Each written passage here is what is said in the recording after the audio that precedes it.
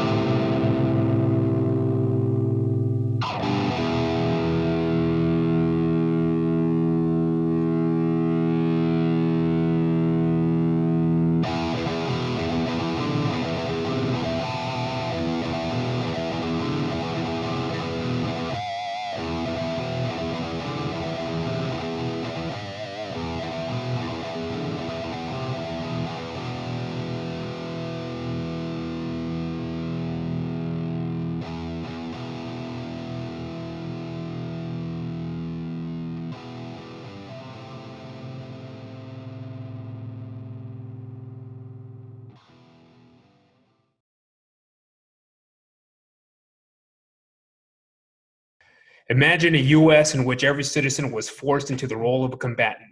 What if this was our reality? How would we react? What strategies would be enacted? How might we protect ourselves from attacks? What if this was not a work of fiction, but a reality, and that our every attempt to cultivate progress and resolve is in utter vain? Since September 11, 2001, the US, including every American alive and born after, has entered into an infinite era of meta war. Meta war is a collapse of temporal limits and overcoming spatial projection by the use of meta attacks and meta weapons. Meta war is an assessment tool elucidates critical vulnerabilities in our democracy. Currently, it attributes gray zone activities and now interstate strategic competition that envelops the core tenets of our national defense strategy as the predominant threat to our American way of life. Every strata and institution in the free world, to include the US, is in a perpetual state of deliberate attack meant to denigrate, disrupt, subvert the future and psychological space of entire populations. These kinds of attacks employed by bad actors, proxies, or core superpowers like China, Russia, Iran, North Korea are rendering the genome obsolete, engineering a predisposed population. Meta war assessment has identified the manipulation of hyperreality, a byproduct of our technological advancement, and the exploitation of moral incommensurability in a political and spiritual hyperpolarized state of affairs. Mark, we are living in some crazy times right now. Multi-generationally speaking, I started taking note of these things roughly around September 2001. I remember sitting down in my 8th grade class, and I remember the history teacher slapping on the tube, and we began to see pictures of the towers. I didn't really know what was going on. All I knew that something had changed. Earlier that day, we got released from school, and I remember walking home, and I remember cars lined up at the gas station, people in a frenzy. We didn't know what was going on. We just knew that, gas was running out, people were in a rush.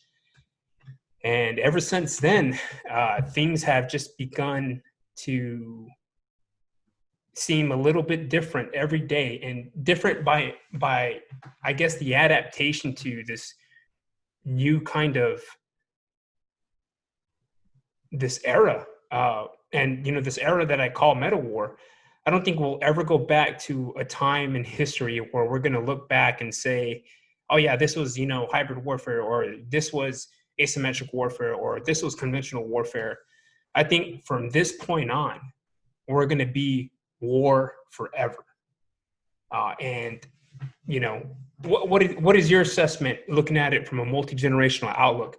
how have things changed from, the 70s up to this point? And what would you say, from lessons unlearned or unknown, where we could protect ourselves? Well, first, Jose, thank you for having me. Yeah, these are some really deep questions, and you don't hear this type of discussion by the talking heads on primetime television whatsoever. They always find some political way to explain an incident or an event, or they give it a twist and try to give it some popularity and some stroke of light that, well, inevitably this would have happened, and that's your fault. And that's kind of how we are today. Let's cancel each other out instead of take notice.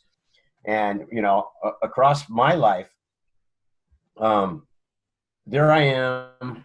I would sit in the evening and watch Walter Cronkite with my grandfather. Okay. Cause I would stay with my grandparents for up to a year at a time. Right. And the first time I knew something was really off kilt, because we would sit there and look for one of my uncles on primetime news because he was in Vietnam, and my grandparents would sit there looking for him or listening and watching and stuff like that.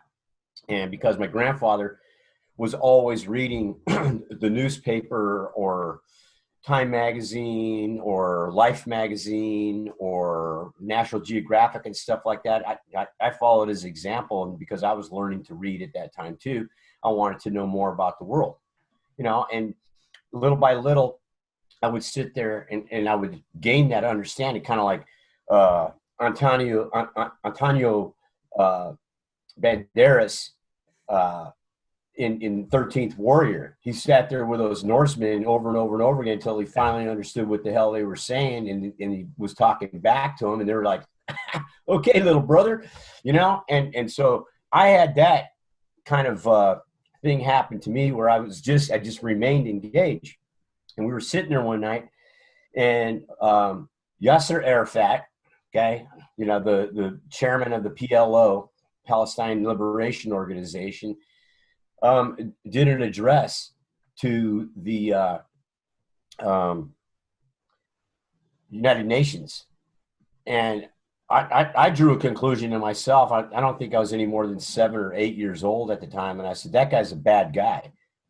My grandfather was like, how do you know? And I explained what I thought to him. And he was like, okay, let's listen. And we sat there and we watched it. And sure as shit, in the 72 Olympics, okay, the Israeli team was actually assaulted and killed in Munich, and so that's when I had this confirmation that this was happening. And then, of course, throughout the 70s, you had, relative terrorist groups that were conducted, that were, aligned with communist stuff. And then, we had a discussion yesterday with Philip, and he talked about the Special Forces Berlin unit that was out there. And that's a really compelling story as a counterterrorism response that the United States had that not a lot of Americans know anything about. This is a predecessor to Delta Force. And we responded. That's how we responded. But it was all happening in Europe. Baader Meinhof gang, which later became the Red Army faction, Japanese Red Army, a whole host of different terrorist organizations were beginning to reveal themselves. They were conducting bombings on open bases. They were bombing discos, and clubs and other open places where a lot of American troops and their families would go and shop, on the economy and stuff like that. So they were being completely targeted. Italy was going through the same thing at the same time. And then ironically, when I joined the Marine Corps, I was pretty well attuned to what was going on. And of course, while I was in boot camp, that's when the American embassy was taken over in Tehran, Iran, by the old Ayatollah Khomeini's crowd of folks. And of course, that just stirred the pot. But, and my thought process on where it all began for Americans to want to fight this problem. And that happened in Beirut in 1983 when, 241 Marine sailors and soldiers were killed by one of the largest non-nuclear weapons ever detonated. And when if you go hunt around in like Pinterest and places like that and see some of the footage and images and stuff like that, it was devastating. It was horrible, and I've been pissed off ever since. And ironically, I was going into my Hell Week at Amphibious Reconnaissance course, and I was also the class leader. So you can only imagine, we went from 42 troops in my class that week down to probably 17. That's how bad we were getting thrashed. But that also shows that the desire of those guys that wanted to stay the course because we were ready to go and fight at that point. Because we already knew there was a reconnaissance platoon that was inside the Mao headquarters that was destroyed, gone. All those men were dead. So we're like, let's train. And, if I get picked, that's it. This is going to be the response. But look how long it took for us to actually respond. There's been so many evident incidences, for instance, in the Persian Gulf during the Iran-Iraq war, we were getting a lot of activity from the Iranians. And, just like we do today, it's never ended. Yeah. It's been going on for well over 35 years, And this one particular incident, though, there was a passenger aircraft that was flying over the Persian Gulf, but it was in one of those no-fly zones, loaded with civilians. And there's hearsay that says that it was filled with, dead bodies already, and they did it on purpose just to test our system so they could get a better understanding of how technical we were. But anyways, that particular destroyer shot that aircraft down with anti-aircraft weapons systems and apparently, everybody that was on board that aircraft. What you haven't heard, though, is that skipper of that ship who lived in San Diego a couple of years later almost had a vehicle overrun by IRGC agents from Iran in San Diego. Okay? They actually planted an incendiary device on his wife's vehicle. Okay? And on that particular day, this Navy captain decided that he was going to take the family vehicle to work instead. And it ignited, but it didn't have its effect. And he was being followed, and they shot at him while he was trying to exit the vehicle because they wanted to make sure that he was gone. But they got caught too. But then there's that diplomatic little thing that was happening too. Other events, so-called allies. All right, you saw what happened with Khashoggi. They lured that guy in. He was living here in the United States freely, but he was also, very critical of the Saudi Arabian crown. And they got him in a Saudi Arabian embassy annex and chopped him to pieces and got rid of him. That's a proven fact. So what do we do? What do our state-sponsored representatives actually do? Got to ask ourselves that. But that's what causes this and maintains that undercurrent of constant warfare. That if we popularize it, let's say, in Hollywood or some derivative thereof, or independently, we're kind of glorifying the thought, and therefore people remain aggressive that way. That's just my simple thought process on how we've perpetuated this, but how long I've endured it too. Yeah. I think in 2016, there were some Pew Research polls that were taken, and the American people, the cohort from those studies came out and said that the American military is the last institution in the United States that the American population has some trust in. And I think it's been very, very difficult to try to, I'm not saying justify, but just to discuss the multi-layered narratives from the actual threats that are out there, the way war has transformed. And for a lot of folks, a lot of folks don't realize that the last declared war was in World War II. It's over 70 years ago. Ever since then, we've had authorized military force. And not only that, war has changed. It's no longer conventional war. War has become, they call it now the gray zone, where everything operates under conventional warfare. And in that threshold, we're looking at lawfare, economic warfare. We're looking at the IO campaigns that we see.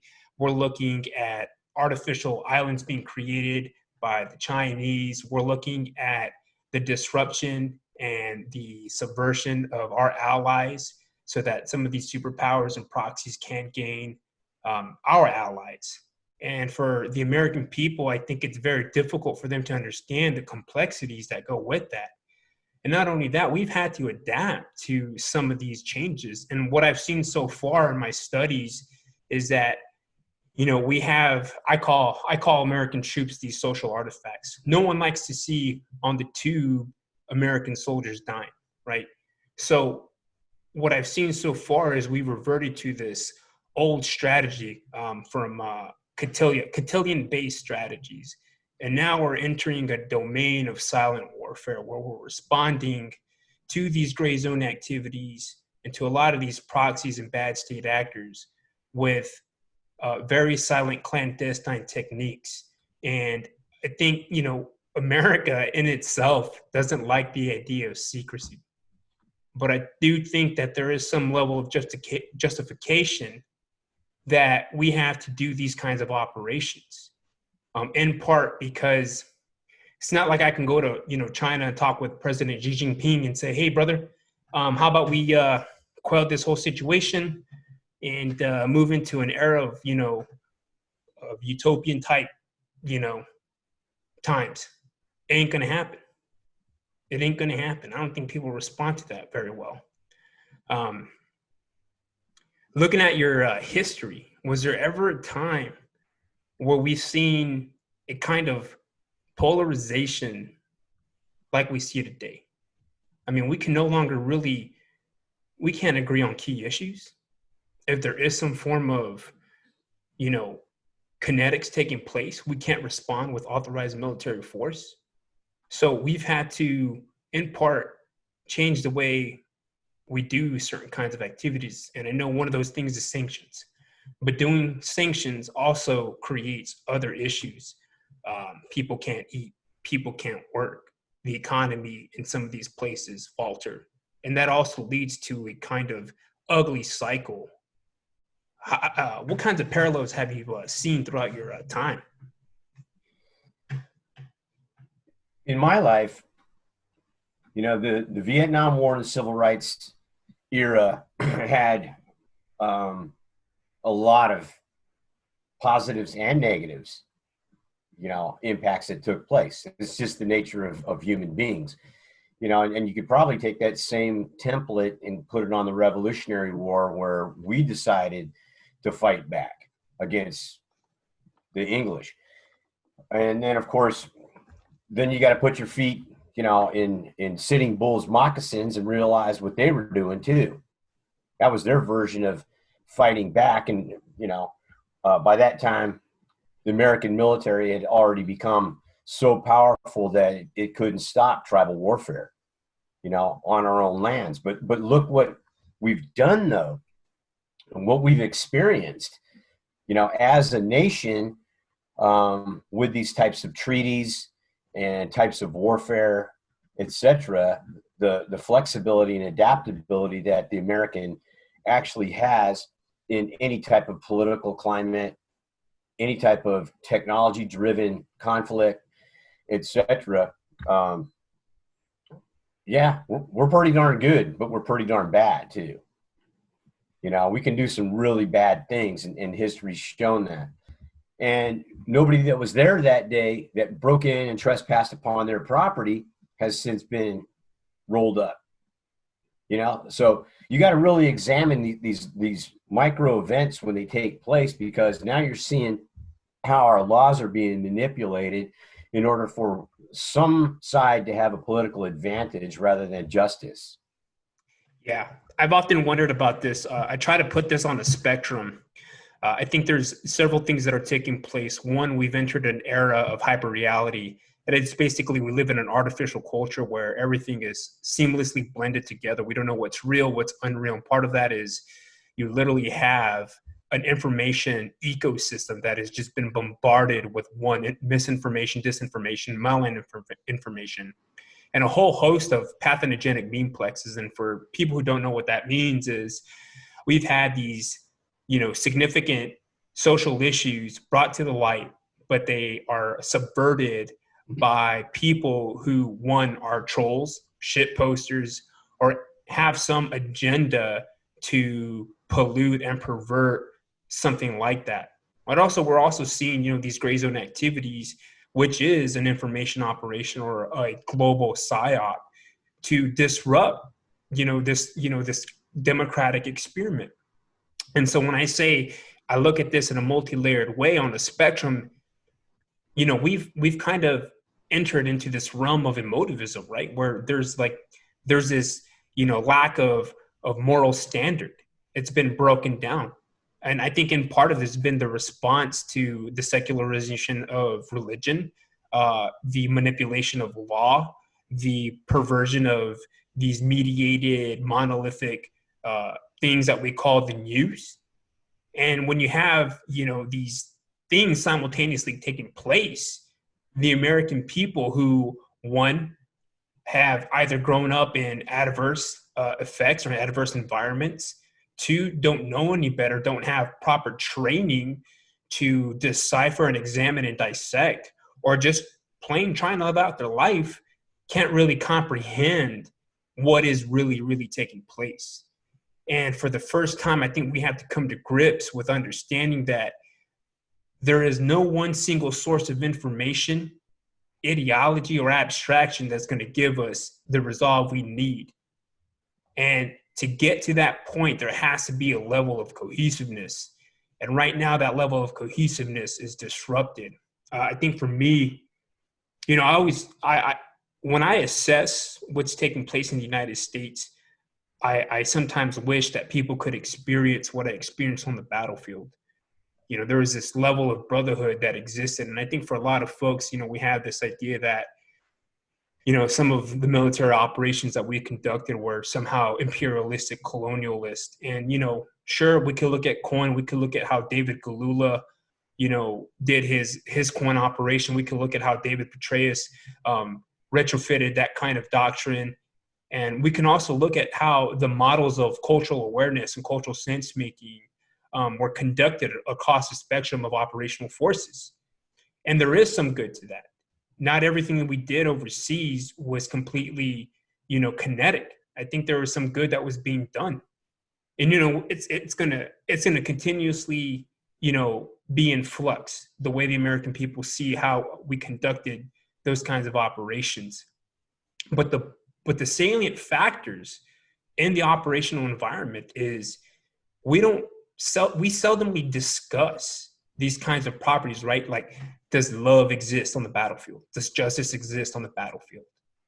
And, I fought with the IA, the IP, the ANA, the ANCOP, and all across the spectrum, when bullets were flying, when people were dying, you better believe that everyone had each other's back. And there are just some words that can't really be expressed or discussed or articulated that envelops or even comes close to talking about this idea of brotherhood. And coming back from the operational spectrum into the United States, it's like walking into a jungle of an unknown, right? It's like walking into a cesspool where none of these kinds of properties or these kinds of spectrums exist. And I wish that every American could have a piece of what we experienced to come to this idea that I love you no matter what. Your politics don't bother me. I'm going to be subjective and objective all at once. And I think in part, one of the reasons why we can't agree on that is because these traditional formats have now become to deconstruct themselves throughout, time. Uh, faith has played an important role in my life. Uh, Religion has played an important role in my life, but more importantly, philosophy has played an important role in my life. And what I say to a lot of folks when we look at the polarization in this country is I say, look, Western democracy is a white supremacist project. We defeated that project every time we went on the battlefield, every time somebody of a different race, color, or creed died, every time I told somebody I loved them, every time we shared a heartbreak or a glorious moment. And I think that's multi-generational. I think that's the tradition that has extended. And it's very, very, very difficult to try and absorb and process, some of these social issues, some of the threats that are, in the United States. It's just one of those things that's very difficult to discuss, in part because, one, these social issues have been perverted. If we look at the Russian attempts to disrupt our information ecosystem, right? We look at the Internet Research Agency, and the Internet Research Agency was a Russian state-sponsored web brigade meant to disrupt the information ecosystem. And essentially, they affected 126 million Facebook viewers and people who were on Facebook.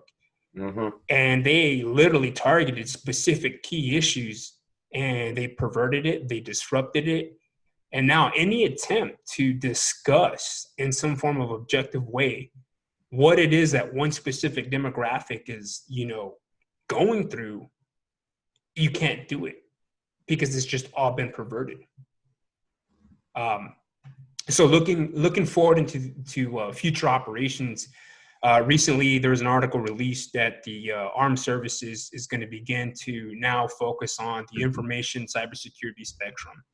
And I think within about a year, we're going to have some maritime solutions going out. And when I look at that, it's very vague, but also look at how we disrupted ISIS cyber caliphate, right? We haven't completely neutralized it, but we essentially disrupted it to the point where they could no longer recruit, which allowed, joint operations to take place and physically destroy ISIS's physical caliphate. So what ended up taking place was we had Operation Symphony, Operation Glowing Symphony, and it was conducted by NASA or the NSA and the military. And essentially what they did was they ended up hacking ISIS's servers, their financial assets, their mobile devices. They started draining their powers, freezing their accounts. And what it did was it allowed at least the physiological aspects of specific populations to come back to equilibrium. Yeah. And I think that's what's going to end up taking place in about a year from now, is that we've identified where the misinformation, the disinformation is taking place. And now we're going to go ahead and begin to quell those technologies so that the American people can get back to trying to find real solutions to these problems without being bombarded with disinformation and carrying this entire dilemma forward. Well, that's still a choice for those that want to remain comfortable the way they are, or business as usual, or whatever. I felt that way myself in February. Matter of fact, I was actually listening that COVID-19, the first discussions of that was starting to happen in like late November, early December. Caught my ear, and as you know, I was an NBC fucking chief for a little while, and I really devoted myself to those duties. And, I got particular certifications to learn a little bit more about nuclear, biological, and chemical warfare, which is now CBRN-E. the way it's discussed now. And because I had a background with explosives before then, I always kind of blended them together as a result of large IEDs like Beirut, and of course the first World Trade Center bombing that took place, and stuff like that. Why I bring it up in this kind of context, these were factual events that actually took place, but we didn't milk the value out of it. We kept it on the down low. We didn't bother getting the public involved of, hey, maybe it's time you guys start taking a look at neighborhood watch systems and things like that in order to provide yourself better security. And then,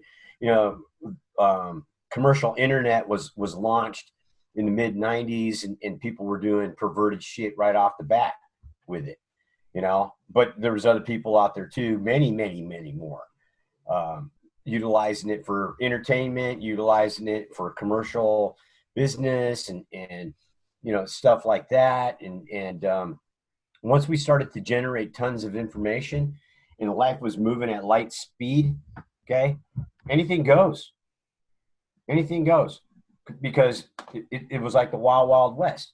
Nobody's going to stop this. And then you had analysts that were looking at, where the heck are all these, millions and millions of dollar projects popping up successfully out of nowhere? We got to go see what's going on, and if you remember, right in the middle of the first Obama term, there was a photovoltaic company here in California that was given billions of dollars to help out with, I guess, their first attempt at the Green New Deal, so to speak. And they lost everything, and nobody knew where the money went. You see? So when they learned how to rob the till electronically, okay, we're going to make ourselves wealthy, and we're going to use every tool in the toolbox to make sure that we do, and right now it's this, distorted environment where you got guys like,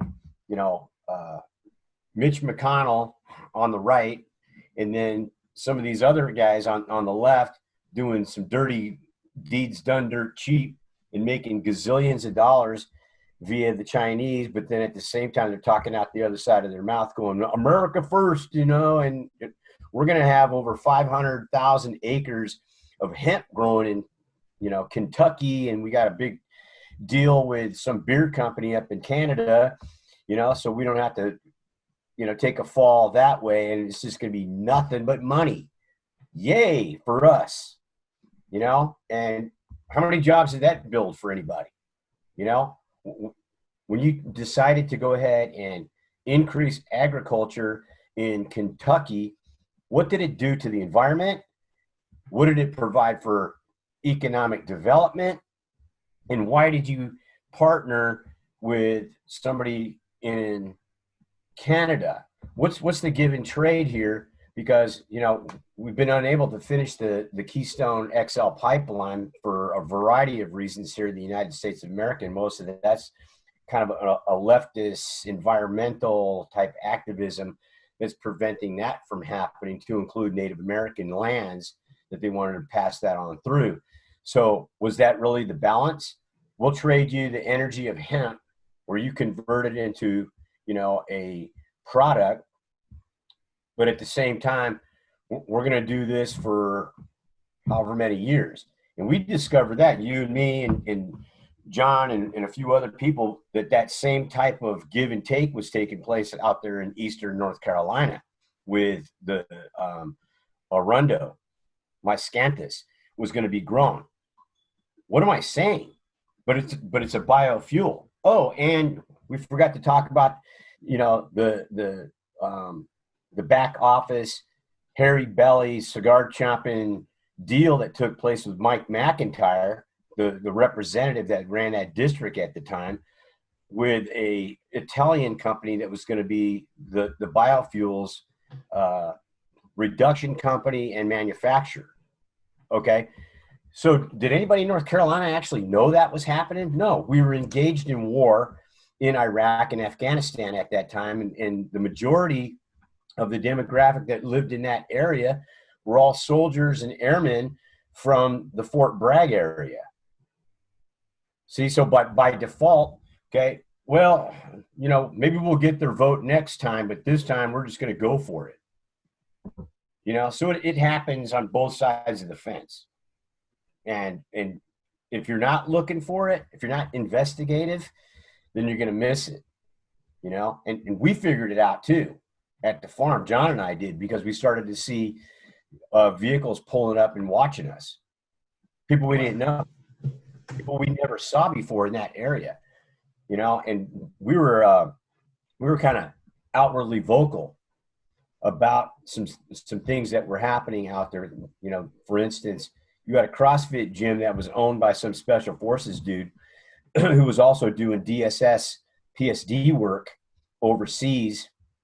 And he wanted to open up some type of, you know, mini Blackwater operation out there, you know, in Eastern North Carolina. And we caught them trying to do this. They were trying to fit their way in. But ironically, what you find out is that the majority of those leaned lands out there, because they had all those farms in subsidy for so long, the proficiency and technical ability, or even the contracts for those old aged farmers to do work anymore, it had passed. And a generation had gone by that had no interest in doing agriculture. Okay. So there it was. We can do industrial farming again. So this is cotton tobacco phase 3. We're going to bring in this biofuel and we're going to sell this to the public somewhere. They'll use it. And, oh, by the way, the industrial farming company was a Chinese owned company. Okay. Look at all that shit. I mean, that's a bunch of stuff to figure out. Yeah. But it was led by an elected official who ingratiated himself in the long run in a strategy that flew under the radar, while also, you know, telling veterans, hey man, I got your back. Yeah. So I'll give you an example. So many times, I don't know what it was. And so the way I explain how this part of the brain or the human body as an antenna works is that it's kind of like learning a second language. So puedo hablar en español, I can speak in Spanish. And if I look at, you know, this piece of paper right here, I know that it's the color white in English. And then I know it's blanco en español. But more than often, I see the paper, I understand that it's white, but also it's also processing that it's blanco in a different language. And there's nothing unusual about that. But then there are those moments where there's no way on earth that you could physically see a certain particular kind of an ambush or bomb in the ground. Sometimes it's just a gut feeling, or sometimes you receive flashes of an event taking place in a particular time and space. And that's something that's very, very unique in itself, and that's what they call anomalous cognition. And I've experienced this on innumerable occasions, and even got to the point where we were map dowsing. We would sit in the COC late at night, and we would look at this huge topographical map, satellite map, and we would feel out where a cache would be or where Taliban would be. And sure enough, the following day, man, it was freaking there. Yeah. It's wild, man. So I had a particular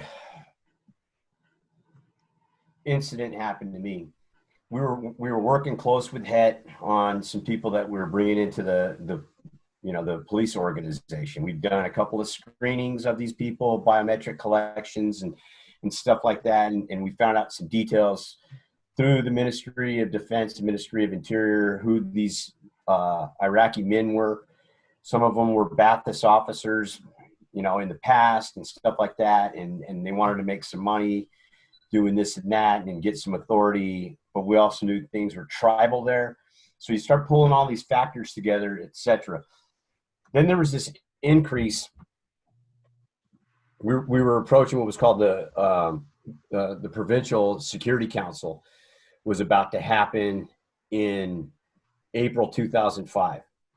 Okay.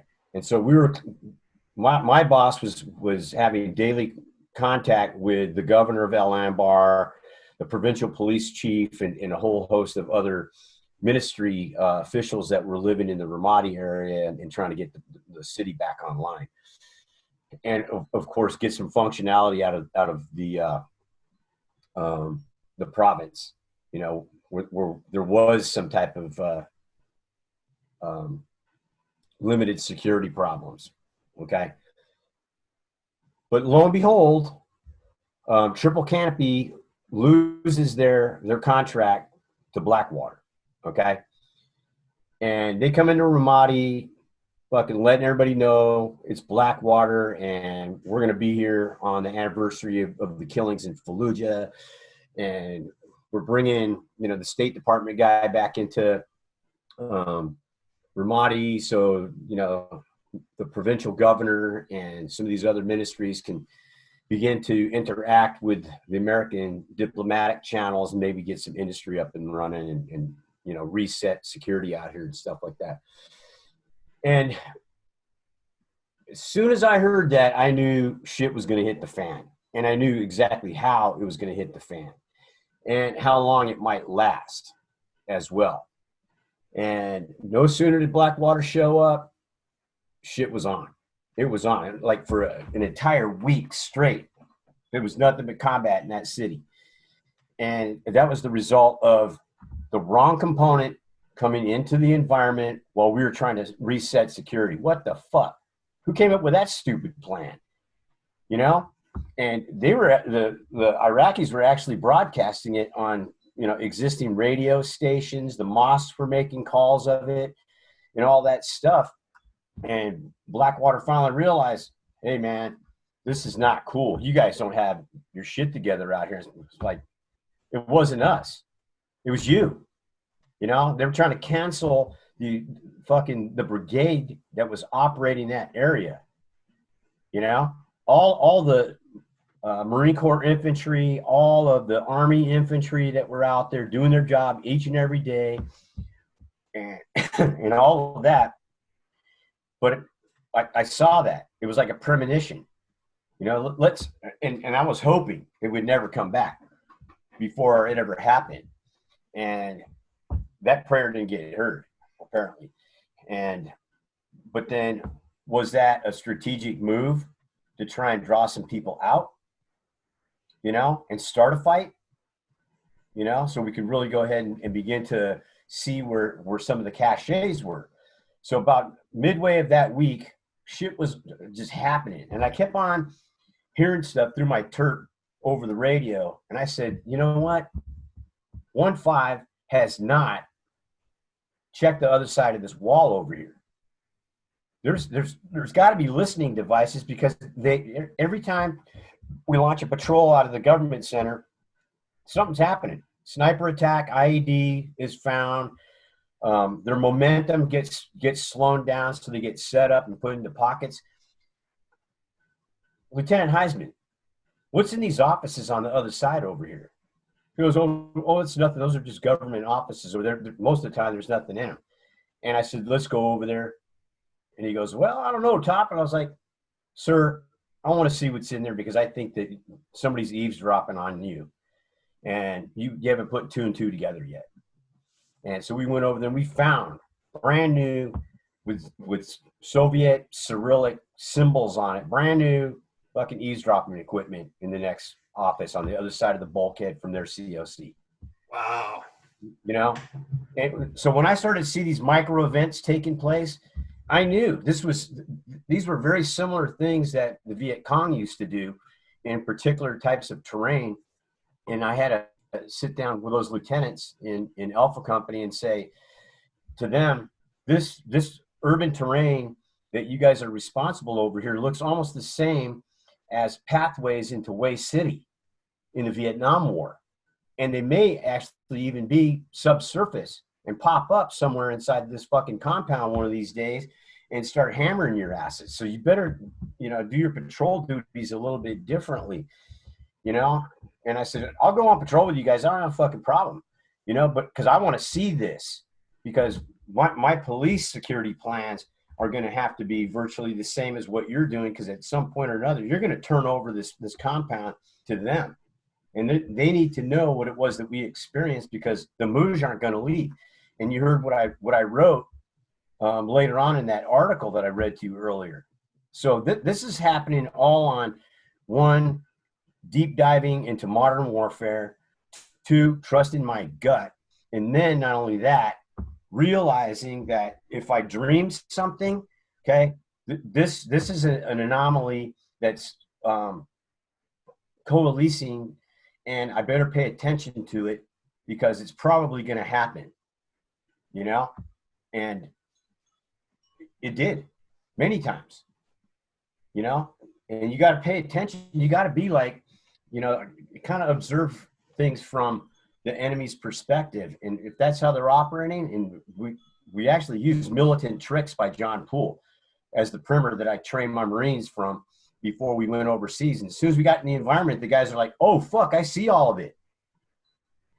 I'm not going to get ambushed here. I can see things already. And I knew that we were under surveillance. They're trying to figure us out, and that's when I decided I better write a report, and I better request an assessments officer to come here and confirm my observations, because nobody's going to believe me. My boss believed me because he was going through it too.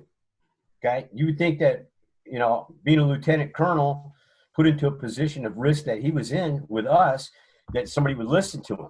And nope, they didn't want to listen to him neither. Wow. Why is that? Why is it? We were that good. They didn't think that we were that fucking locked on. So they sent Cameron Grams, and you know what resulted there. I said, sir, it's like fucking Chesty Puller at the Chosin Reservoir. We got a room full of freaking Iraqis that can go off here in a second. And luckily for us, we got grenades. He's like, what? And he's shaking out. He wasn't attuned to the environment that we were. That this is a violent fucking place, okay? And you got to be ready to do a 180 and start shooting in that direction, and then get back on security again, because we're surrounded all the time. And once you accept that, you're turned on. And then all those things in your instinct, you better trust them. You better not speculate. Otherwise, you're going to get somebody hurt or yourself killed. Yeah. That's one of the shifts that I've seen so far now in 2020, is the fact that they're introducing analytic models to kind of, so your distributed operations paper was a precursor to what is a little bit more crystallized format for people in operations to convey a message that is from a gut feeling, from an intuitive process into a real-time resolve. And so I still feel that there's still an element there that is somewhat mystical, but the analytical model is supposed to represent a way of introducing that mystical nature of intuitive processes, high executive decision-making process. Yep. But that's where our conversation went. It was staring me right in the face. It was about dealing with spirits and being in a constant state of prayer, because you're constantly being bombarded with those ethereal, supernatural powers, and they're not all good. And you have to have rituals in order to go ahead and defend yourself and, take care of yourself.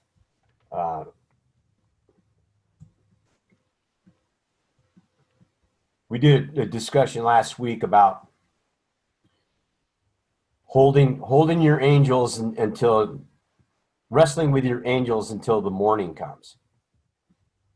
And it's a heck of a ritual, because if you feel troubled to the point where you just can't come up with a solution, you have to fucking pray. And if you don't learn to wrestle your own angels, you're going to get ignored at some point, and then you go into a shit cycle. And then you're going to wonder, what the heck, what am I doing wrong? Well, I'm not praying enough. I'm not thankful enough. I'm not treating myself well enough. And maybe there was some other stuff happening between yourself and other people that you didn't get completely resolved. And, that seems to fit within those patterns as well, that somebody's trying to force a rift between you and somebody else. And you got to solve that right off the bat. Yeah, that makes you wonder about what's taking place in the United States in regards to that. Where is forgiveness in all of this? Where is loving your neighbor in all of this? How can on one level say that you despise and hate a particular thing, but yet then say to your fellow countryman who's in the same struggle as you that you love them? And you know what I mean? Even in combat, man, there was a level of respect amongst your enemies, despite knowing the fucking horrible things that were going to take place, right? It's so baffling, like that is a non-existent component of our everyday life. I had a conversation with Peter not too long ago. It's just like either you have the faith in humanity or you don't. I mean, you have to commit to something. And if your commitments are wrong, then your fruits are going to be wrong. What your harvest is going to be wrong, and you're going to know that you're wrong. So where is the forgiveness in all of this? Is the forgiveness once again, some kind of a reparation? Is the forgiveness, another genocide? This country's got to heal, and there isn't enough spiritual infrastructure to go ahead and allow that to happen. Well, to your point, this is how I feel after 40 years of the shit that I subjected myself to. And I knew that after what I saw on the ground, getting the Iraqis out of Kuwait, okay, because that's what we expected. Burned up, fucking charred, destroyed humans and equipment and stuff like that at scale. And it was exactly that. But that was just the front end of it. Just wait till you get to the other side of Kuwait and saw the highway to hell, okay? And they were trying to evacuate out of Kuwait because they knew we were coming, hardcore. And it was just for 100 miles, just nothing but total fucking devastation out there, But that really didn't get to me. What got to me was a young Harrier pilot. We were in Dubai, I think. We went in and out of Liberty Call to Dubai, and in this port area where our ships came in, they had a place called the British Club, and all staff NCOs and officers were allowed to go into the British Club and get a meal and drink some beer and hang out. Well, I was doing kind of bodyguard work for General Rowe. I was the ops chief for Surveillance, Reconnaissance, Intelligence Support Group 5 for the 5th MEB. And so me and a couple of my guys, we're sitting over on the other side of this room and just kind of watching things going on. And then whenever, the general would go back on the ship and stuff like that, we made sure that, things were fucking all clear for him. And all of a sudden I hear this young captain had gotten fucking drunk, and he was starting to talk shit about, why the fuck, sir? Why didn't you have us stop doing that? There was no reason why we should have kept on bombing them. We knew that they were fucking leaving, And I finally got up. I was just a staff sergeant at the time. And I walked over there and I said, Skipper, I think it's time to go get some fucking fresh air. Don't tell me what to do, staff sergeant. I've seen your ass walking around the ship. Fuck you, And that's when General Rowe got up and he said, Captain, get your ass up and go for a walk with the staff sergeant. You need to get some fresh air. Okay. And he was about to fucking lose his shit again. I just stayed with his captain for, an hour just walking around the port until he got his fucking shit back together. And he was fucking, you know, he'd done some serious bombing. He'd done some strafing runs and just fucked a lot of shit up. And he was fucked up from it, And I said, sir, I understand, that maybe this is it. Maybe you're done after this or something. He goes, man, I just don't understand. I was like, that's modern warfare. Okay. They asked for it. You fucking handed them their ass. And that's how it goes. What I wasn't prepared for, though, was when we went into Bangladesh about a month and a half later, after a cyclone waylaid the fucking country and a big old flood came blowing through there. And I mean, just hundreds of thousands of people, Jose, fucking hanging in trees and floating in the ocean and rivers and shit like that. Or you go to a village and there's no adults. It's just fucking young children. Like, hey, where's everybody at? And they take you to the graveyard. And you're just going, holy fuck, what happened here? This is horrible. And that sat with me for a long time as well. I think about that every time I hear about a tsunami or, some natural disaster where, a lot of people are going to get fucked up and they didn't take the time to prepare and they had all the resources necessary and yet they still procrastinated as if it can't be happening, And so 40 years of that shit and it still affects you to this day. The shit that you've seen, things that you've smelled, okay, how you felt, the loss of your friends is probably the worst. So every once in a while, you got to check in with yourself. And I like the fact that, in the American system, we do have Veterans Day and we do have Memorial Day. Okay.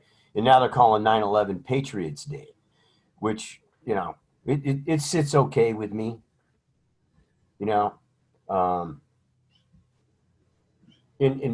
it was reinforced last night when I watched that show about the Las Vegas shootings and what I told you earlier about what people did for each other, So why's it got to be like that? And then how long is it going to take for every one of those individuals to, clear their own headspace and live something of a semblance of normal? Because those types of impacts right there should not make us more aggressive. Those types of impacts right there, they should be the ones where we give that forgiveness to ourselves. You were there. Tell me your story. Just like we do when we come off of a deployment, we get those groups and well, tell us your story. I was there for 6 months and now I'm here. Okay, so you're going to be stubborn and not talk about it. And are you going to come to the rest of the sessions? Maybe. If I don't have to, I won't. Oh. Do you challenge somebody like that? And you said something earlier that clicked in me too. Do you remember a guy? Oh, I can't remember his name anymore, man. He was there at UNCW right when you got in UNCW. And he was a horrible drunk. Young guy. He was a communicator with the grunts. Remember what I'm talking about? Brown hair. I can't remember. I can't remember his name anymore, man.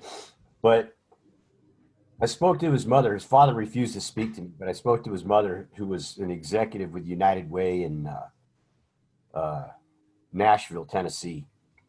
And they had a particular perspective about their son, that until he owns up to his alcoholism, he's probably never going to be able to deal with his PTSD kind of thing. God, what was his name? But I saw the potential in that young man, and we just couldn't get him squared away. He wouldn't do it, Yeah, I think about that a lot with a lot of guys.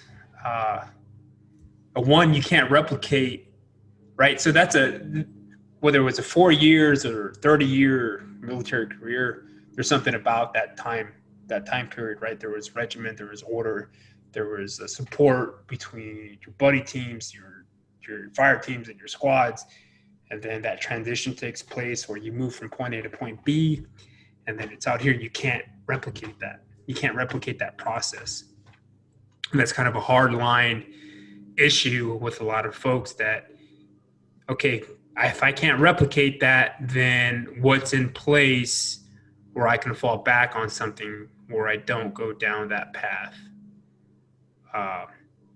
And that's why I believe firmly that, this life endeavor has to culminate with those centers of excellence. I mean, that was a pivotal moment in my life when you began to discuss centers of excellence, right? Incorporate some form of education, continuing education, the arts, sustainability, and continue this overall development for these individuals who have participated in probably one of the most extreme occupations that they could ever participate in. But I think about that a lot because I know a lot of guys who struggle with that specific kind of thing. I was there too, almost, 6 Paul years. Bergman, was that his name? Paul Bergman? He might have gone by another name, Steve or something like that. The last name was Bergman. I can't remember. I can't recall. Sorry for interrupting. Sorry. No, it's fine. It's fine.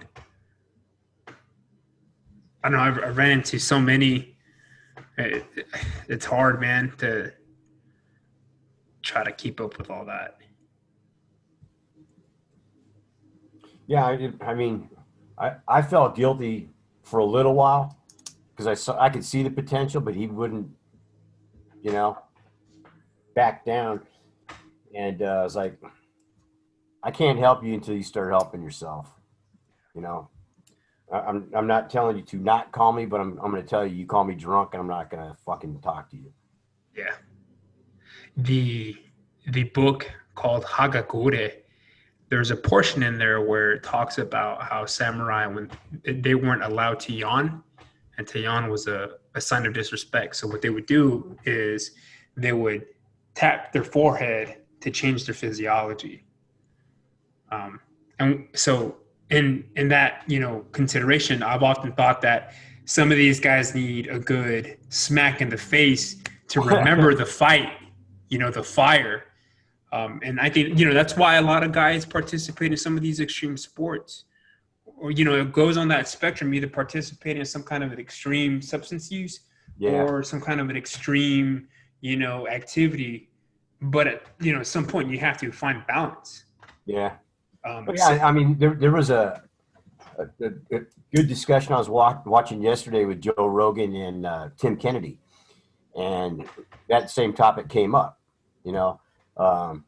Rogan was like, actually, Tim Kennedy gave Joe Rogan a gift, gave him a gun and some cigars and stuff like that, and then Joe was like, "Hey, so do you ever imbibe? Do you take a sip of some whiskey or whatever?" He goes, "I have a glass of wine every other day, and that's it."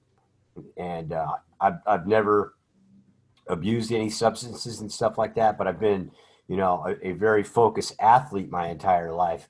Then they got into the discussion of, okay, well, that's your addiction then.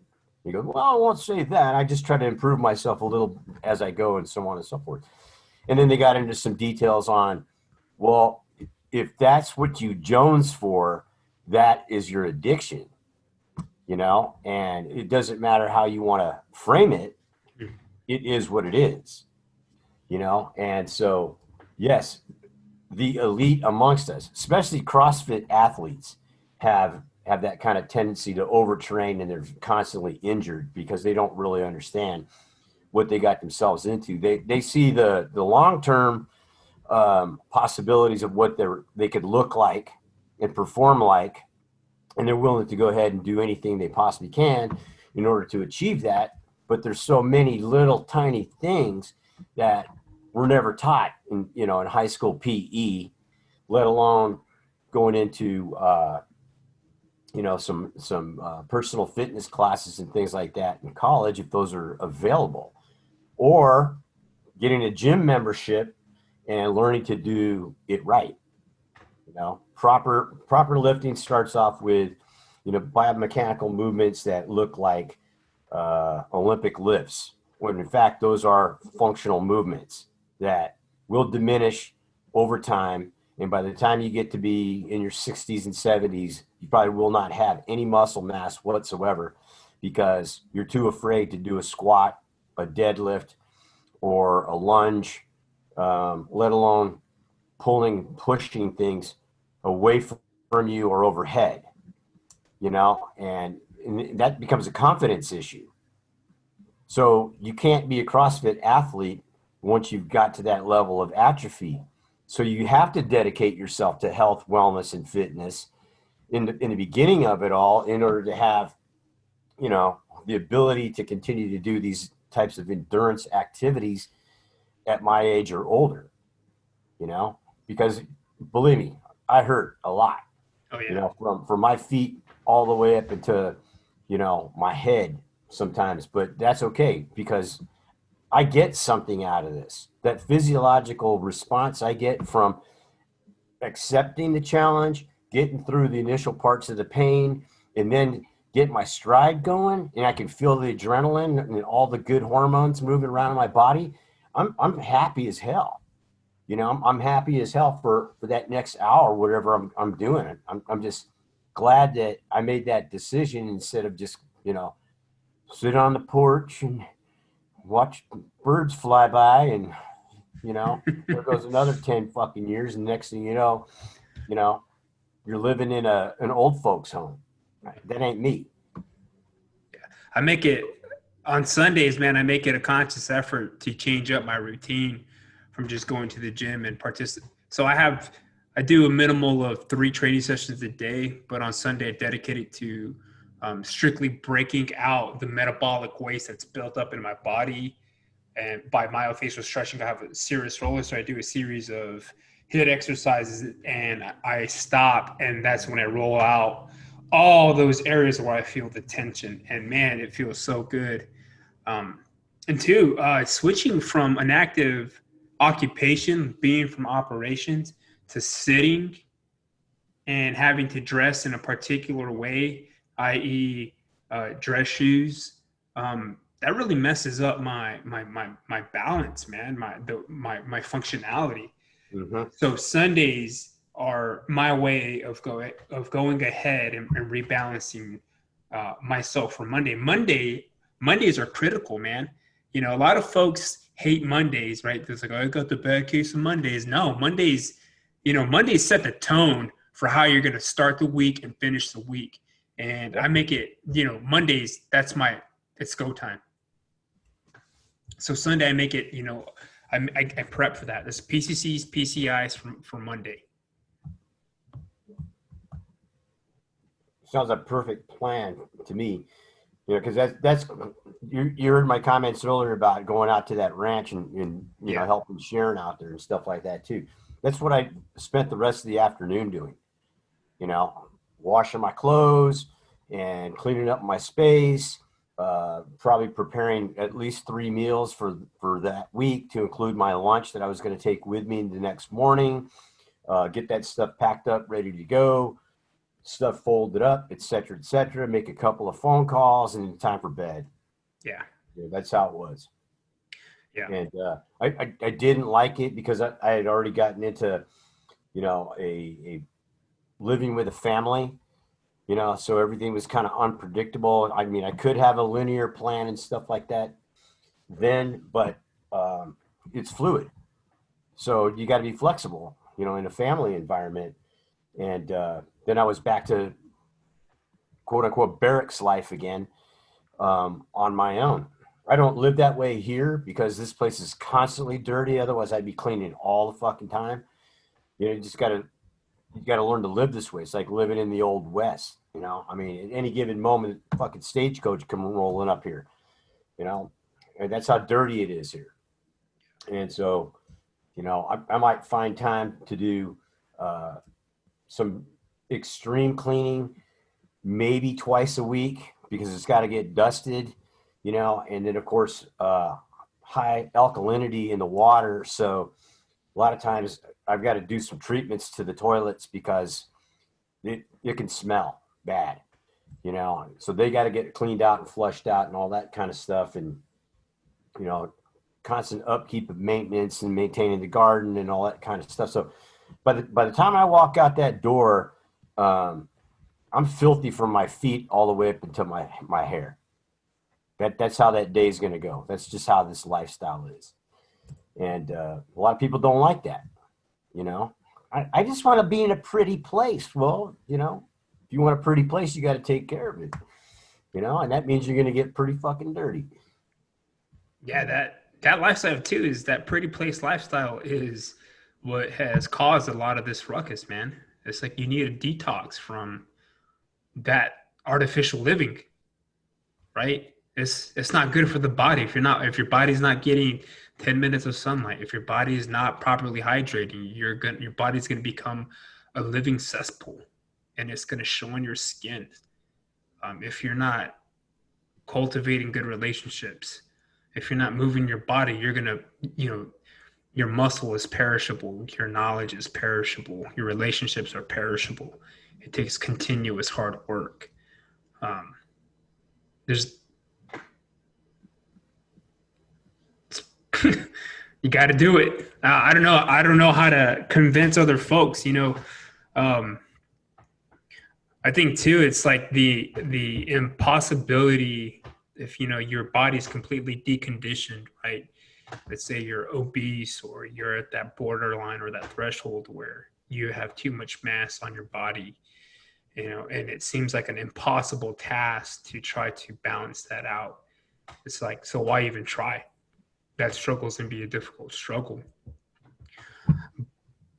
And I like those stories where you see somebody that's just morbidly just a human wreck, and somehow they get turned on, and 2 years later you see what was hiding behind all that nastiness, and you hope that they don't become obsessive and compulsive with the new gift that they have, that they take care of it properly from then on out.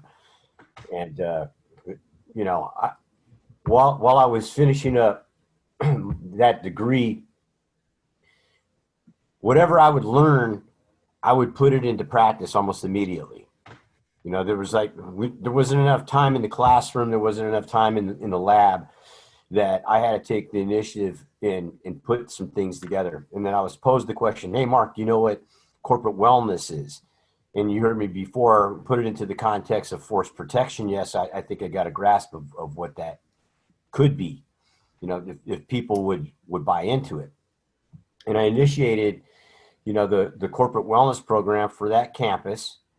And it was for staff, it was for alumni, it was for family members, it was for current students, you name it. And I provided for it. But I would be down at the school, damn thing.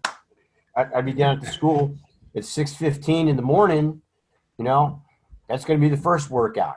Whoever shows up for that, it might be some old woman in an aesthetics class who's just learning how to improve her balance, and it might be learning some old things that she hadn't practiced before. But what I did find out from some of these people, because I used to counsel this one older woman, her husband, I think he was an Air Force officer, but he was dying of lung cancer, right? And not only that, she had her daughter and her granddaughter living in her home as well, so and Hispanic. So you can only imagine the type of guilt being put on this woman, and then also the pressures of trying to get qualified professionally to go and continue to help make money for her family at 65 years old. Okay, and in bad physical condition. But that's what we would do in that first morning session is I just got her moving, and I told her why. And some days all she wanted to do was talk. It's like, we're going to talk and walk. Okay, because this is about fitness. This isn't about counseling. Okay, we can counsel while we go. And she got to the point where she could climb stairs, she could hop. Okay. Her balance improved completely and stuff like that. And so the word got out. So then there were some other younger people that wanted to participate and stuff, but I only have 30 minutes to get something done. I was like, you show up on time, I guarantee you, I'll put you through some circuits that will just wear your ass out. And I do it with them too. Okay. So here comes session number 2. Okay. And that session would be over with. Then I have to address myself. Okay. But if somebody didn't show up that morning, you can bet I was taking care of me. That way I didn't have to wait till the end of the day when I'm already exhausted to take care of me. And I would also lead these corporate wellness discussions every Wednesday afternoon at lunchtime. Dr. Counts would come in and some of the other department heads would come in, and we'd have an agenda already set aside. I invite the DAV to come in, VA people, stuff like that, to come in and talk from that perspective. I was releasing newsletters, all that kind of stuff.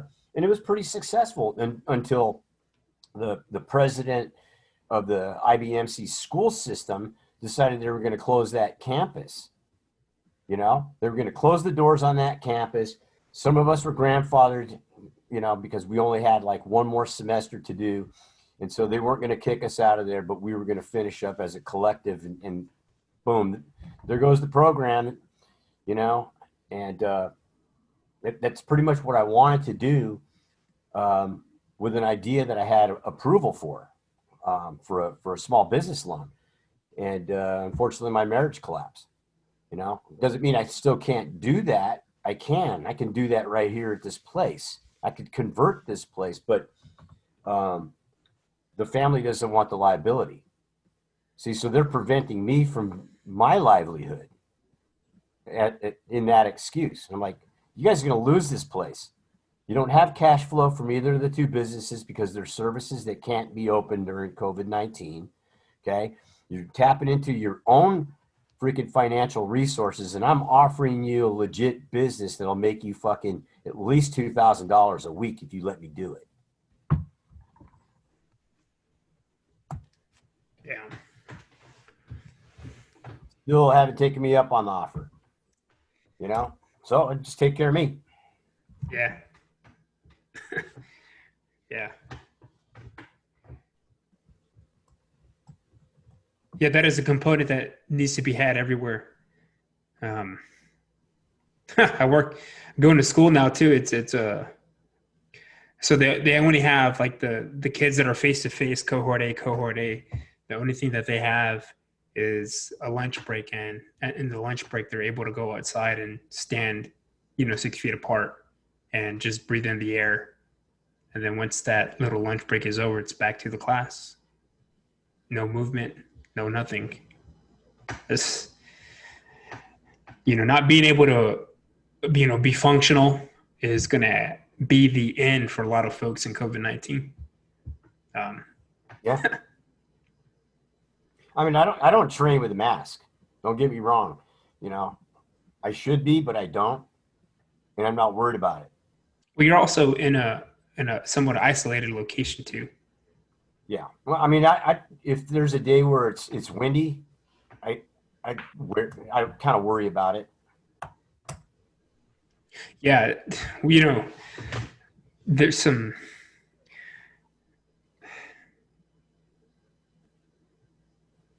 anti-terrorism 101, right? Path of least resistance. Don't make yourself a hard target.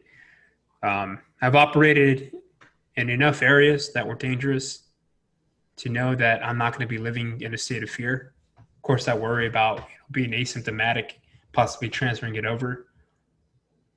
But the work that we conduct, it requires face-to-face. So, I comply with whatever needs to be complied with, and I move about that way. But two, at the same time, it's like, you live in that state of fear. It's also going to break down your immune system. It's also going to, allow you to get sick, maybe get some false positives in terms of what kinds of symptoms you do have.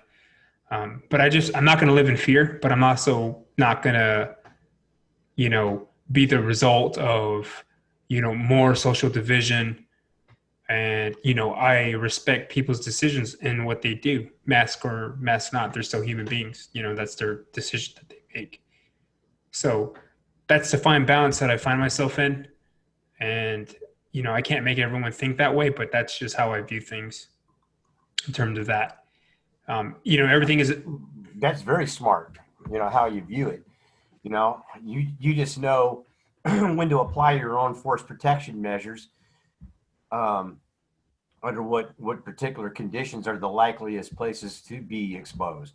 You know, that's good.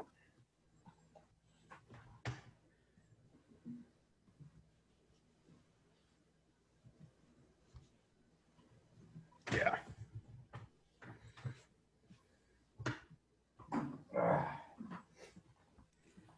Freaking dry here today, man.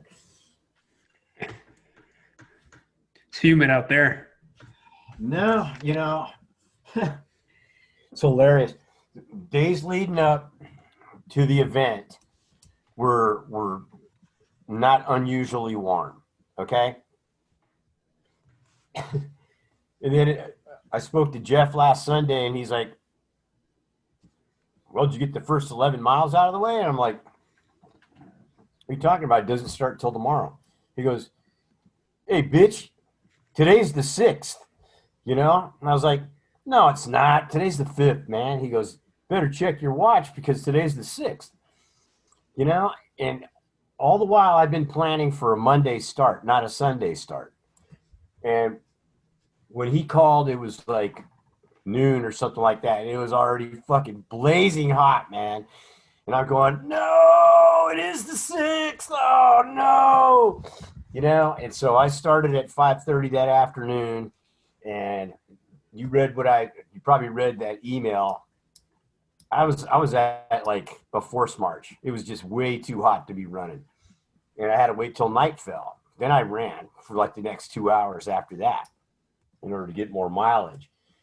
And then the next day wasn't any better at all. Matter of fact, it was worse, you know?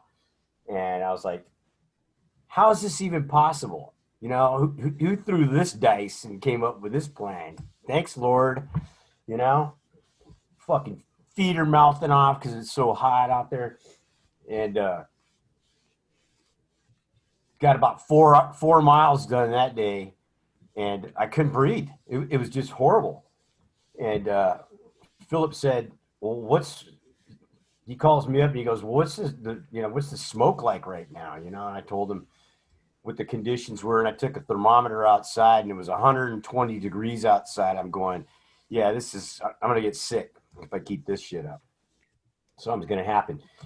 And so I just stopped, and I was thinking about 10, 11 o'clock that night, going out and finish, you know, the rest of it. But instead I woke up early the next morning, and surprisingly, the temperatures went from, you know, 120 degrees down to like 67 degrees, something like that. And I was like, get dressed, go knock out the day 3 stuff, okay? And hopefully the temperatures will sustain. You can knock out the other 7 miles right after that. You know, so I came in for about an hour, rehydrated, because I just got finished doing a 4-mile circuit course, you know? And every one of the stations had 3 different exercises that you had to do, you know, around undulating terrain.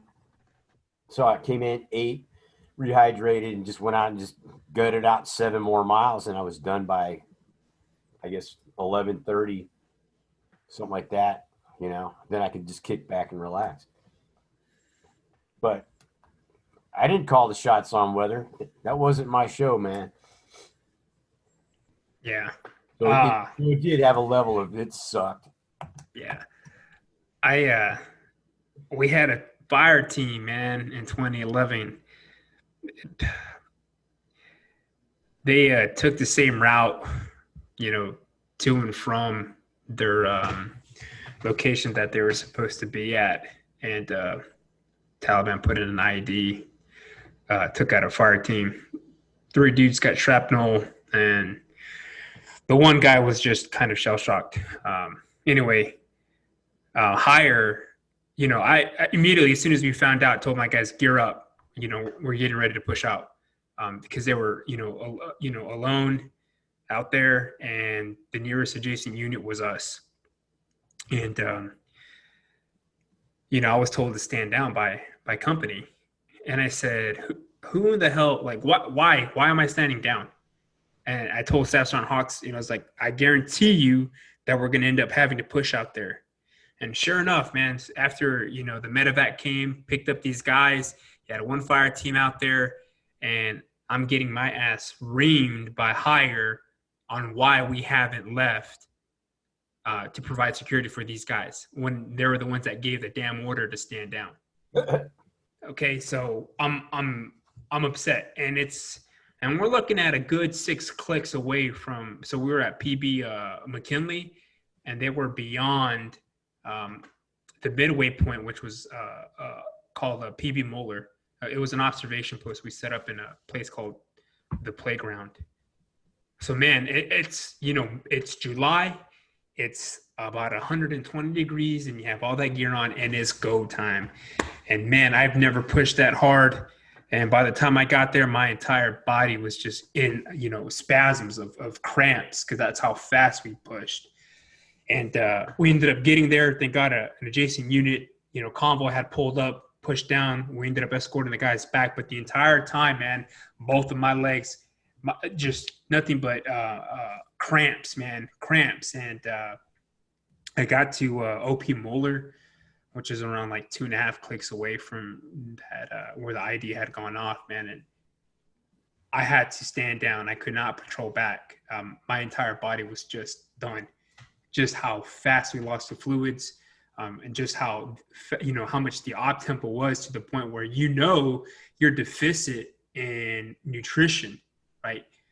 Because you're pushing so fast, and you're already deficient in your nutrition and your electrolytes. And I was one time where I was really, really scared that I wasn't going to be able to fight.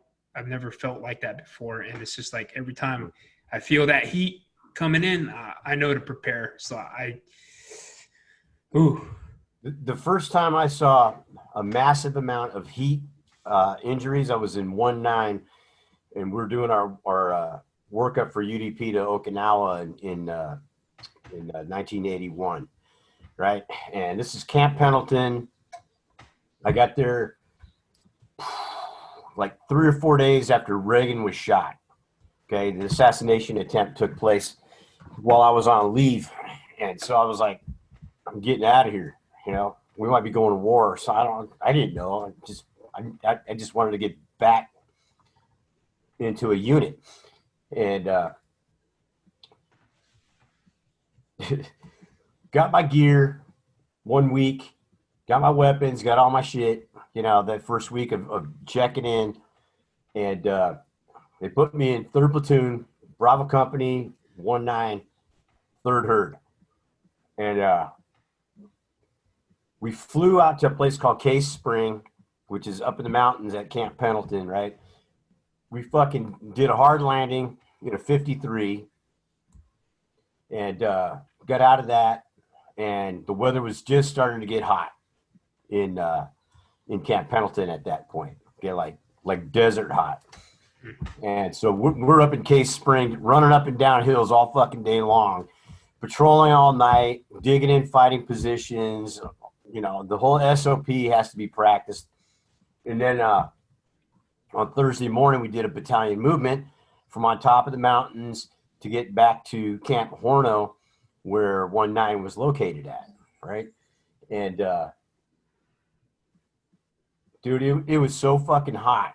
Dudes were just falling down out of column of twos. They were just falling out by the sides of the roads. Okay? Oh man, they were all fucked up. The dying army.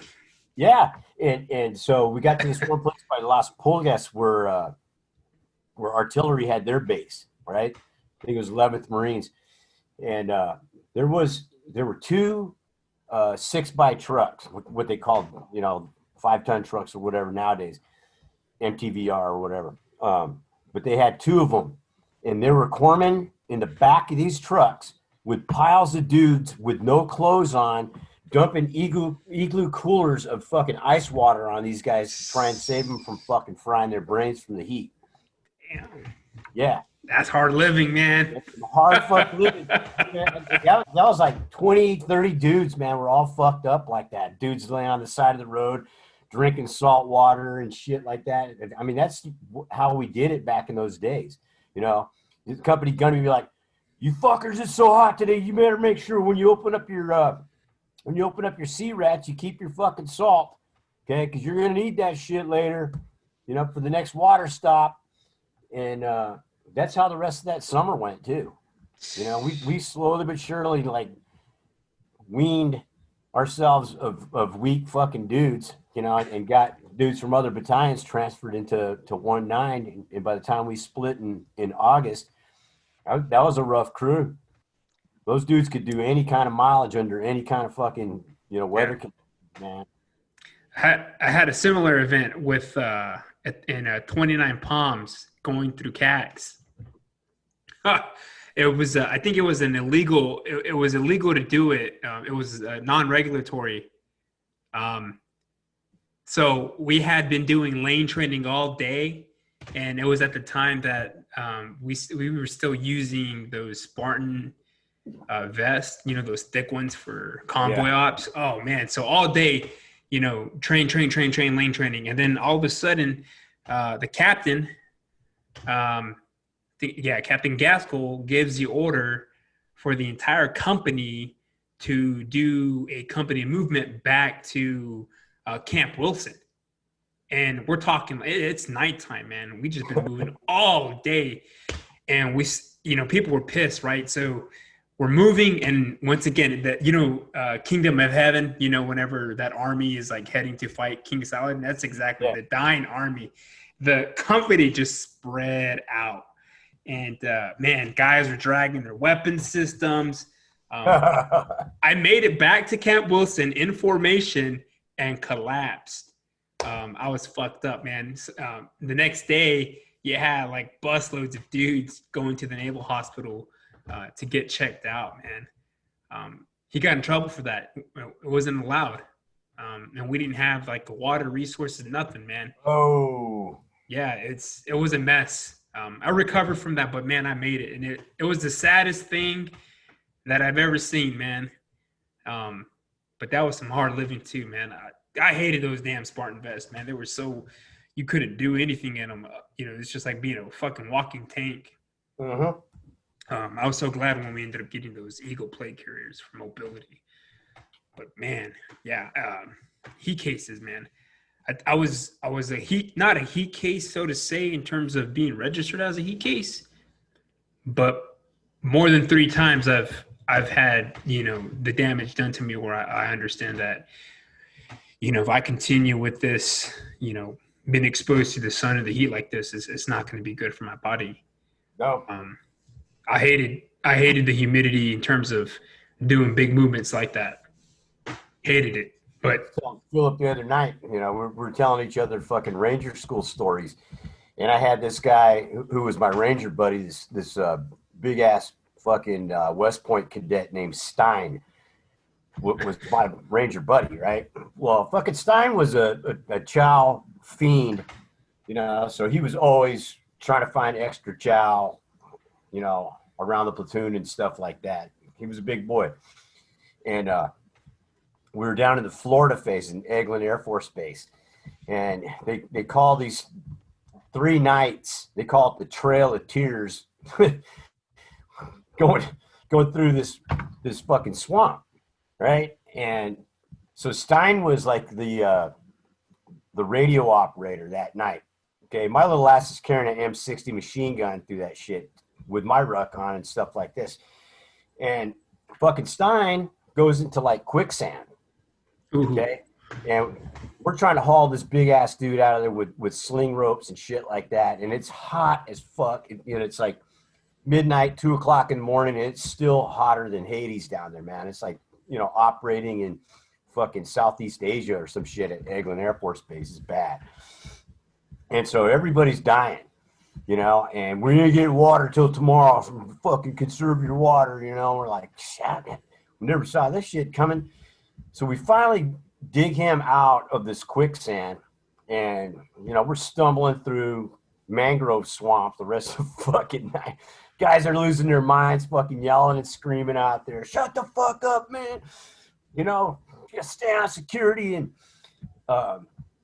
next morning, we go into our patrol base, and the only two people that are still awake is me and Stein, because I got the machine gun, you know? And so he's over there doing maintenance on his fucking weapon system and stuff like that. And all of a sudden, we get attacked, right? And I know I got a functional machine gun, so I just said, well, isn't anybody going to fucking help? You know? So I get up and I just start chasing people with a machine gun.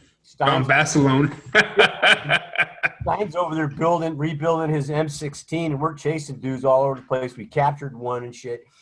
And so fucking the RIs go, hey, that's a major plus spot report. You two go get some fucking sleep. Make sure you got a good fighting hole and stuff like that, right? So I go in there, I wipe my gun down, get it oiled back up and all that shit. And I lay back, and I start hearing like a bumblebee flying around my head. And I'm going, what the fuck is that, you know? And right when I was getting ready to open up my eyes, that motherfucker landed right there between, you know, the bottom of my fucking upper lip and right underneath the bridge of my nose, and just bit the shit out of me, man. I must have been to it. My fucking face just swelled up. I looked like a Cro-Magnon, man. I was in total fucking pain. And so they hit me with epinephrine. It didn't work. They hit me with something else. I immediately passed out. Fucking 3-4 hours later, I wake up in the medical center. And I'm going, how in the fuck did I get here? You know, and there's Stein sitting over there eating a bag of fucking crackers. Eating, man. And so I wake up, and you guys want some Gatorade? I'm like, yeah. They had this big igloo cooler over there, you know, and it's an HVAC clinic too. I'm like, oh wow. R&R. Exactly. I'm over there just guzzling, you know, Gatorade and water. And they finally say, you guys are going back out to the field tonight. Get your shit. So we go out to the field, and we link up with the platoon, and this was going to be a medevac night, right? And because we'd already been, you know, not in the field all day long, we got to be the fucking dummies. So these Rangers are carrying us they're carrying us on litters under these conditions. It is so fucked up out there, man. We're getting dropped on our faces and just fucking drowned, you know, in fucking muddy water, and it's hot as fuck, you know. And so we had to endure that for like the next 4 hours, you know, going into the nighttime in a jungle environment. And then they finally said, okay, that's it, Mosier, fucking get back on patrol with everybody else. You know, we're going to do this hit in the morning. We're going to do this raid and shit like that. And like you said, we were drug out. I mean, that fucking platoon must have been drug out 6 miles in the swamp, you know. And we do our hit the very next morning, consolidate, fucking index.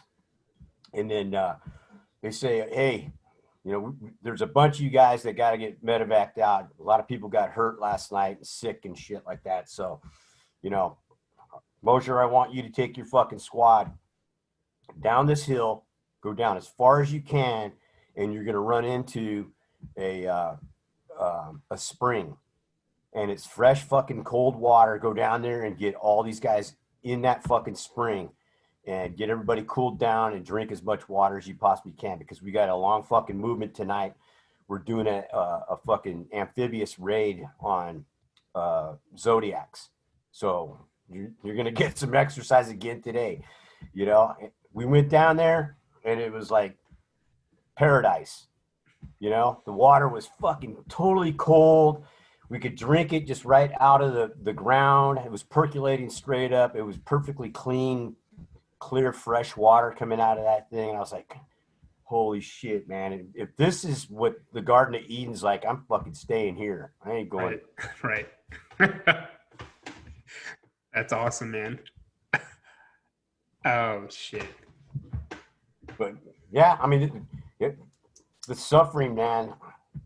You know, the general public doesn't have a fucking clue of the pain, hurt, and agony that grunts go through, man. And then, of course, the devious shit that we come up with in order to, you know, punish each other even worse. Yeah. Fuck. Yeah. We had this our company Gunny Henninger. He was old school jarhead, man. I mean, we'd be out there 25 fucking miles out, and we still got like 15 to go before you get back to Camp Horno. You know, it wasn't just McCrest hikes. You know, the fucking CO had been enlisted in recon. The first sergeant was a force recon Marine. The company Gunny was a force recon Marine.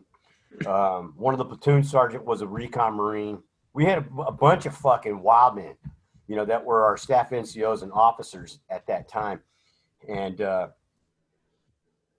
know, they really you never got yelled at by these guys. They were straight up fucking professionals.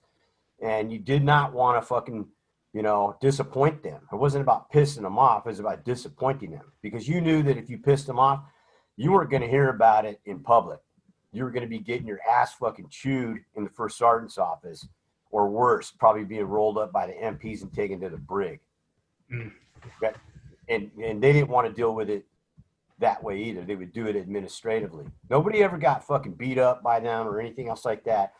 There was just this expectation of try as hard as you can. And then if you got to get back up, fucking ask for help. If you can get back up on your own, fucking let's go. You know, that was the mentality of the time. And it still is, obviously. Yeah. Yeah, I made it a point, man, to never falter in my physical fitness. I remember when we hit the fleet the following Monday, our senior guys, they had just gotten back from a deployment. I think it was from Fallujah. And they tried to run us to the gate, but we were fresh out of, Camp Pendleton. So it's like, this SLE level stuff, you're not going to get us. And it was me and Gutierrez and, the only Hispanics, Mexicanos, man, we were fucking speed demons, but they couldn't get to us. And I've always, that always stuck with me, is that always stay in shape. Mm-hmm. Yeah.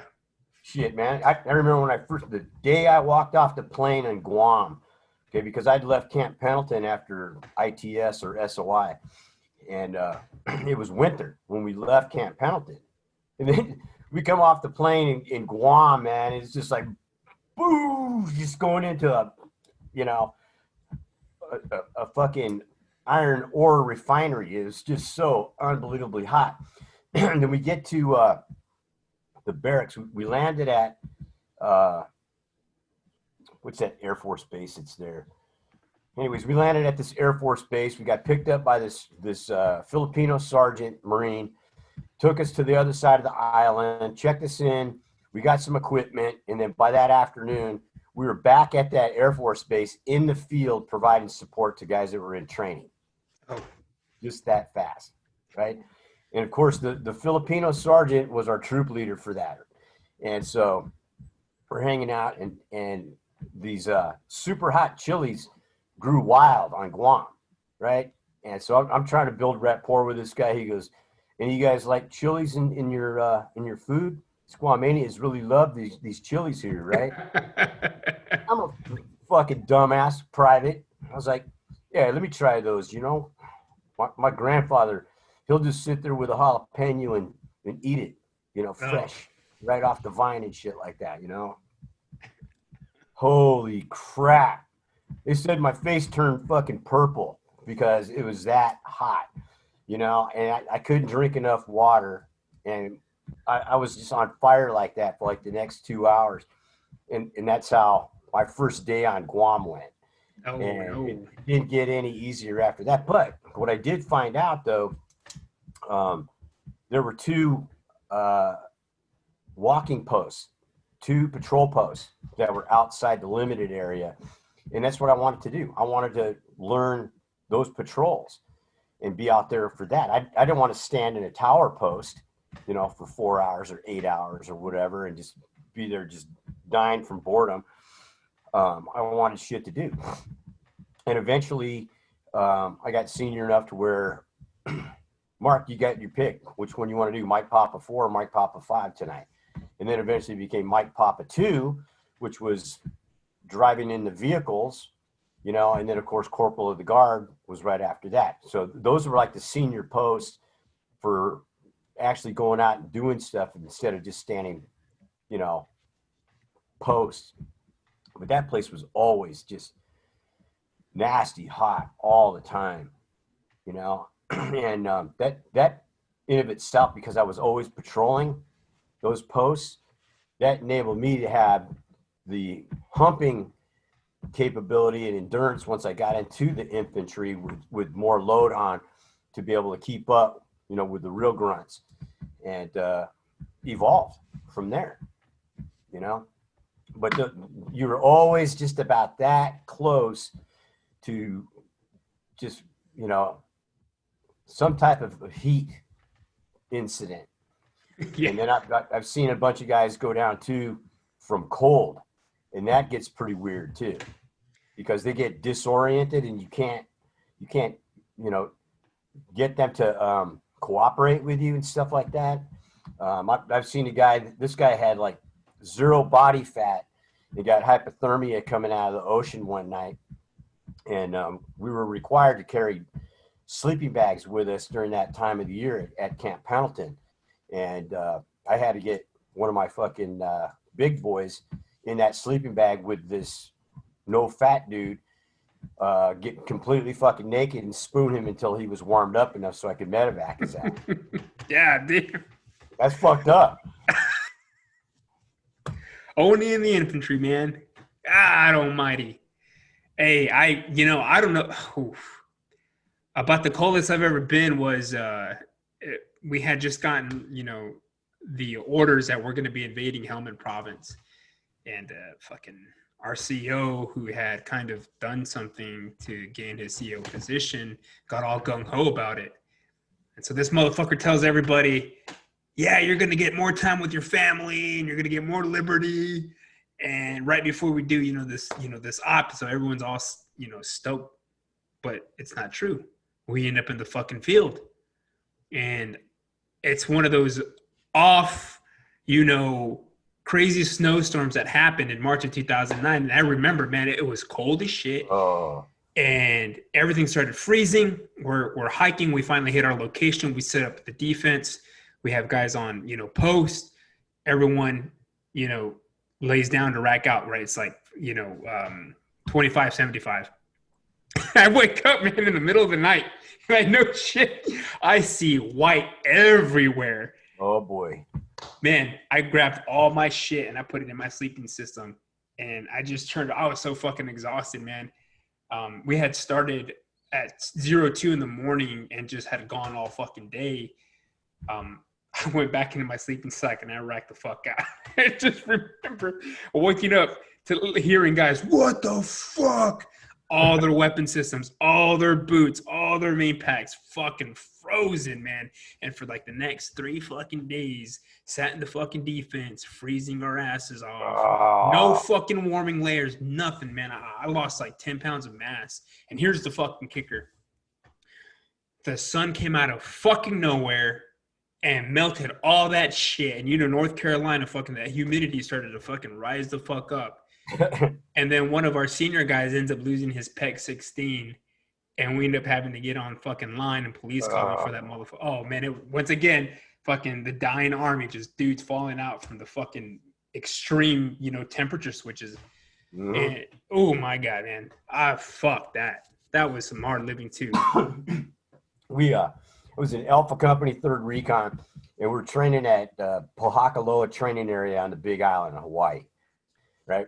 So you get this, it's like a mini Mew.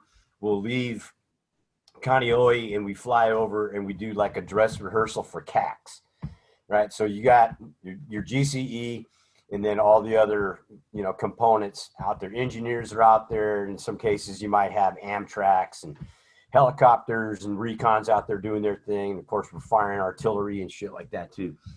And so the day we're going to the field as a company, okay? So we're going to be flying in 46s, and it's like 95 degrees. Okay, 95 degrees Hawaii, but it's February in Hawaii. Anything can happen. And the training area is between these two volcanoes, Mauna Kea and Mauna Loa, right? And they've got white caps on top of them. So I know something's happening at night up there, you know? And I'm going, hey, you guys, make sure you bring gloves, make sure you bring extra socks, make sure you bring your field jacket liners, make sure you bring your fucking ponchos, because we had shit gear back in those days, but I knew, you know, loosening layers and the type of equipment that you should bring and the other type that you don't need, because it's just going to be more shit to carry, right? And we're going to build some field expedient shelters and stuff like that, just in case, right? Just about 4:30, 5 o'clock in the afternoon, a little bit of water starts dropping on us, okay? And I'm going, that's mist. And if that's at altitude, it's going to be fucking snow before we know it, right? Then it starts pouring like crazy and the temperature drops like 30 fucking degrees, man. And I'm going, shit, this is going to be a long night, man. And luckily for me, where my team's position was, there was like 7 or 8 porta shitters over there, you know? And I had like an 8-man team, and I was just like, hey, you guys buddy up and get in those shitters and lock them. Don't unlock them until I tell you to fucking come out, right? We had dudes pounding on those shitters. Let us in. We need to get fucking dry. And I was like, fuck you. We found these first, man. You ain't coming in here. We stayed in there pretty much all night until the fucking snow stopped. I've got some old pictures in one of my albums. I should send it to you, man. But one of my RTOs is standing there with Mauna Kea in the background, and there's fucking snow almost all the way down to the bottom of that mountain. Fuck. You know, we went from fucking 95 degrees down to freezing in just a few hours out there, man. That place, that sucked. Oh, man. November of 2010, similar story. Fucking lane training all fucking day. Garrison was feeling benevolent, and he tells another platoon to get on a 7-ton that has an actual, you know, hatch over it to protect you. And it's November in the Mojave Viper, so the wind chill is it's just going through your bones. No warming layers. And man, I got upset. I was like, what the fuck are you doing, man? That could have been all right out of here. Oh, don't worry about it, bro. We'll be fine. And sure enough, man, we get this fucked up 7-ton with no fucking protection and just fucking fucked up ride, and I could not feel shit in my entire body. And it was one of those movements too. It's like when you're trying to get off the 7-ton and everything's so cold and you can't feel anything. It's like stone once you hit the ground. I'm pissed, man. And I'm just cussing at this dude the entire fucking time. All day they've been telling us, hey, you guys are going to get a fucking, you know, squared away Thanksgiving dinner. It's Thanksgiving, right? And I don't know what the fuck happened, but I told my Marines, I was like, hey, man, y'all go fucking set up. And me and a few other guys ended up fucking racking out in the porter shitters that were lined up at our bivouac site. And I passed out, man. I was so fucking tired and I was so fucking cold. And I wake up to Corporal, chow's ready. Sure enough, man, we get up. By the time we get through the fucking line, there's no fucking hot chow. Fuck, man. So every November now, it's just like we post up, you know, a porter shitter. That's how we spent fucking Thanksgiving in 2010. Man. Oh fuck.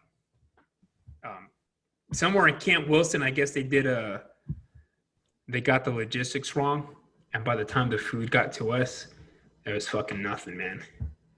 That was a miserable fucking time. They had just incorporated a new element to Mojave Viper called Chub 1 and Chub 2. So we were making jokes about the Chub, right? So the clear hole build, and that entire training got fucked up. The CH-53s, every time they dropped us off, we ended up in the wrong spots. They couldn't maneuver because someone on point didn't know how to, you know, navigate. And what a time to find that out, huh? Yeah. Yeah, that was yeah, they had just added I think like an extra week and a half to Mojave Viper. It was just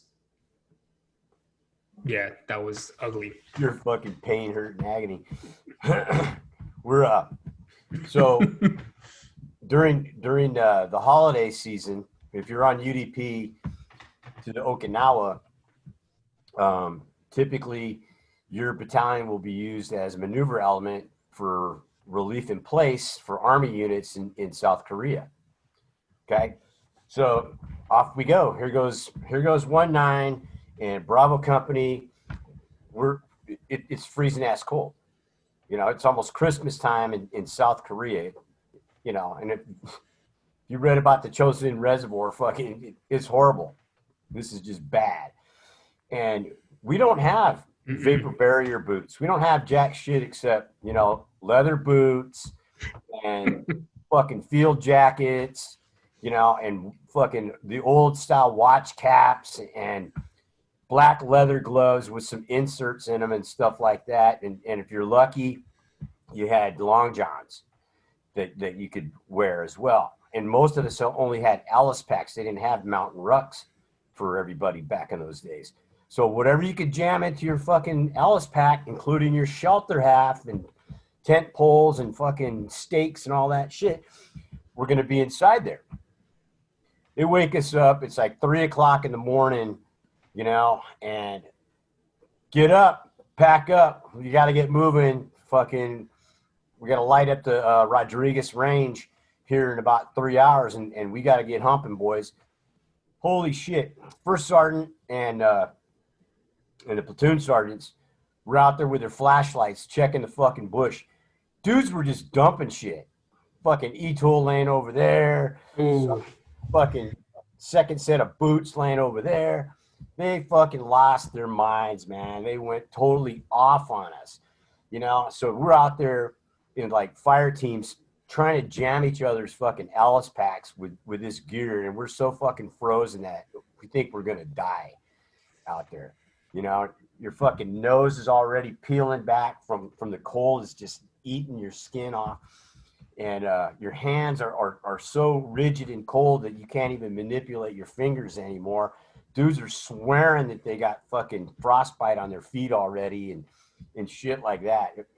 That was one of the worst fucking nights I've ever spent in the field in my entire career. Oh man. We get to the Rodriguez Range and had a great time shooting and moving and communicating, you know, and doing our thing and stuff like that. And that picture that I sent you of me in Korea drinking out of my yeah. That was at the end of that day. Oh wow. Yeah. But we had a humpback out of that. We had Amtraks, but the fucking Amtrak, they're going a different direction. You guys got to walk back. And we're like, fuck. How about a helicopter at least? Shit. You know? That took all the way until we got back then. And like you said, that fucking battalion was straggled all over the fucking Korean mountains at that point. The dying army, man. That's a hell of a sight.